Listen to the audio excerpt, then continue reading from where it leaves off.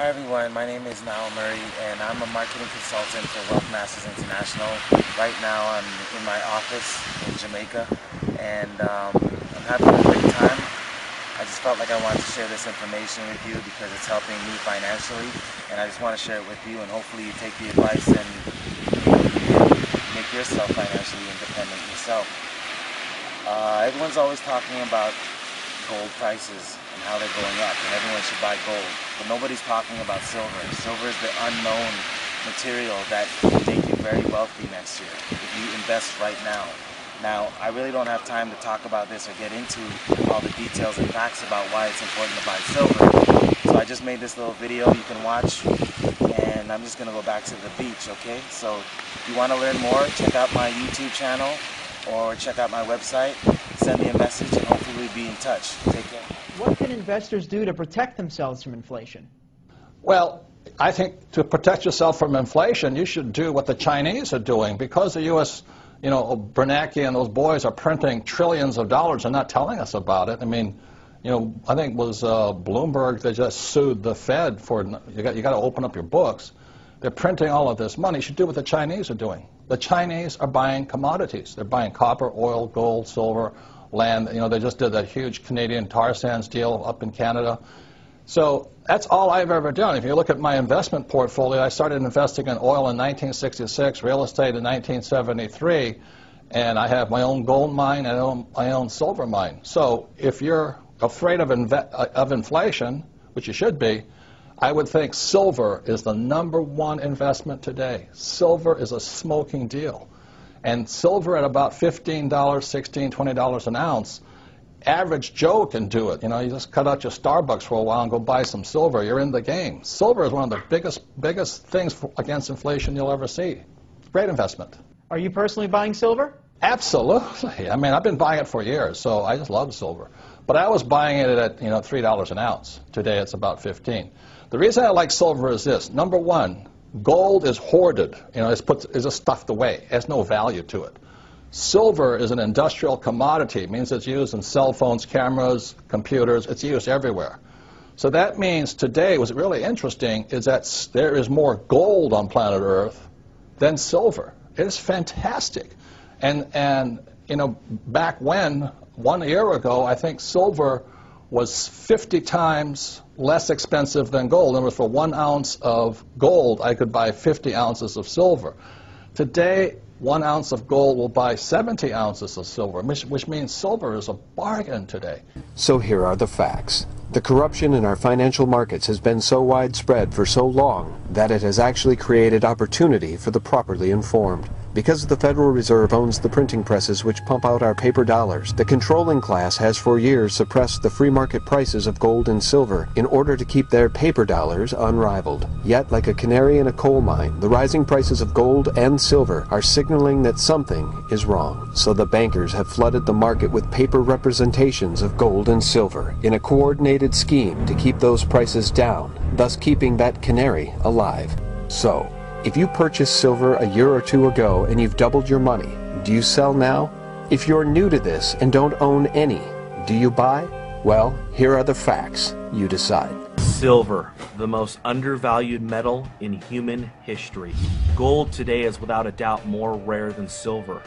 But what about tomorrow? On average today, for every 10 ounces of silver pulled out of the ground, only 1 ounce of gold is mined. However, the majority of silver mined is used for consumption, while the majority of gold mined is nearly all added to global inventory.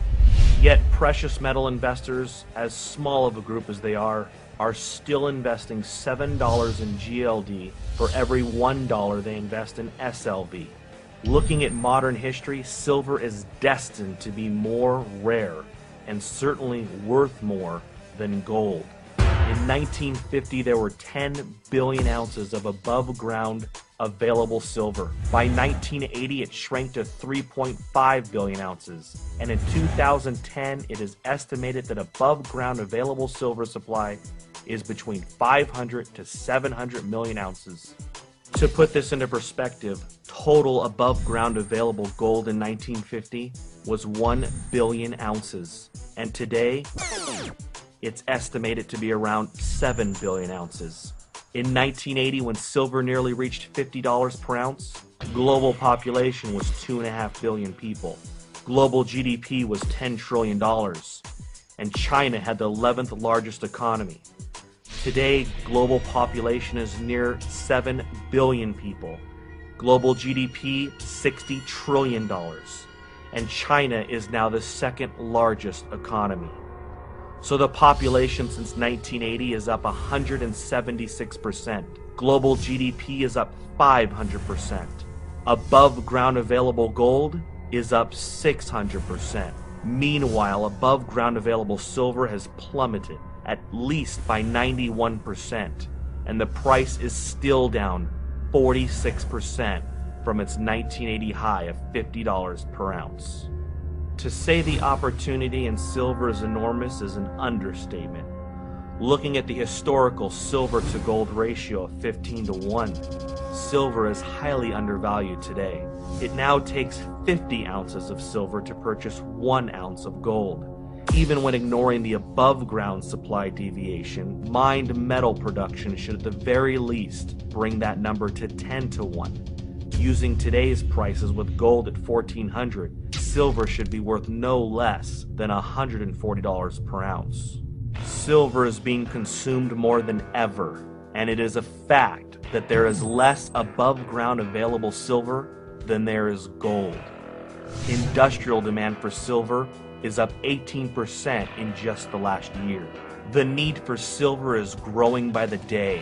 Silver is being consumed and used for bandages for wound care, batteries, brazing, soldering, Cadillac converters, cell phones, computers, satellites, high-tech weaponry, lasers, digital technology, clothing, electronic circuit boards, ink, solar cells, water purification, wood treatment, antennas, RFID chips, freeway toll transponders, passports, and the list goes on. From 1990 to 2000, nearly 2 billion ounces of above-ground available silver disappeared to consumption.